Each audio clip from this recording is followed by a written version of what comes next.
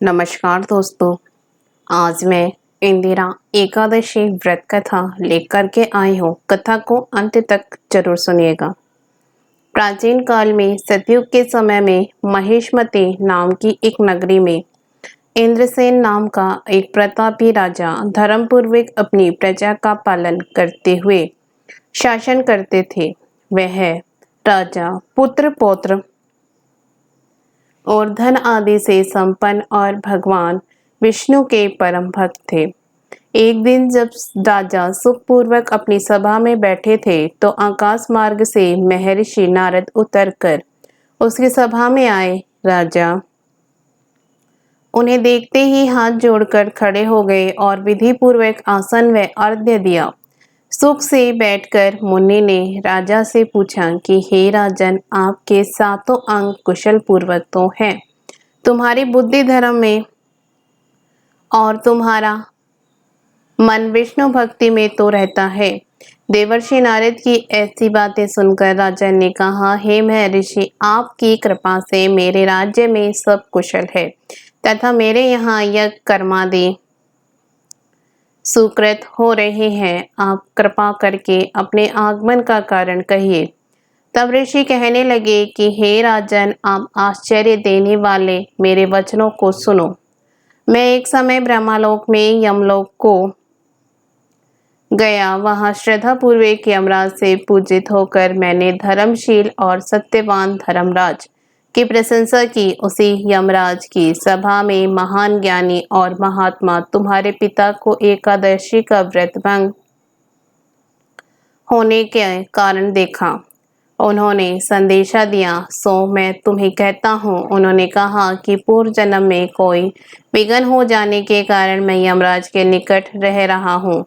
हे पुत्री, यदि तुम आश्विन कृष्ण इंद्रा एकादशी का व्रत मेरे निमित्त करो तो मुझे स्वर्ग की प्राप्ति हो सकती है। इतना सुनकर राजा कहने लगा कि हे महर्षि, आप इस व्रत की विधि मुझसे कहिए। नारद जी कहने लगे, आश्विन माह की कृष्ण पक्ष की दशमी के दिन प्रातःकाल श्रद्धा पूर्वक स्नान आदि से निर्वृत्त होकर पुनः दोपहर को नदी आदि में जाकर स्नान करें। फिर श्रद्धा पूर्वक पितरों का श्राद्ध करें और एक बार भोजन करें। प्रातःकाल होने पर एकादशी के दिन दातुन आदि करके स्नान करें। फिर व्रत के नियमों को भक्ति पूर्वक ग्रहण करता हुआ प्रतिज्ञा करें कि मैं आज संपूर्ण भोगों को त्याग कर निराहार एकादशी का व्रत करूंगा। हे अच्युत, हे पुंडरीकाक्ष, मैं आपके शरण हूँ, आप मेरी रक्षा कीजिए। इस प्रकार नियम पूर्वक शालिग्राम की मूर्ति के आगे विधि पूर्वक श्राद्ध करके योग्य ब्राह्मणों को फलाहार का भोजन कराएं और दक्षिणा दें। पितरों के श्राद्ध से जो बच जाए उसको सूंघ कर गौ को दे तथा धूप दीप गंध पुष्प नवेद आदि सब सामग्री से ऋषिकेश भगवान का पूजन करें। रात में भगवान के निकट जागरण करें। इसके पश्चात द्वादशी के दिन प्रातःकाल होने पर भगवान का पूजन करके ब्राह्मणों को भोजन कराएं। भाई बंधुओं, स्त्री और पुत्र सहित आप भी मौन होकर भोजन करें।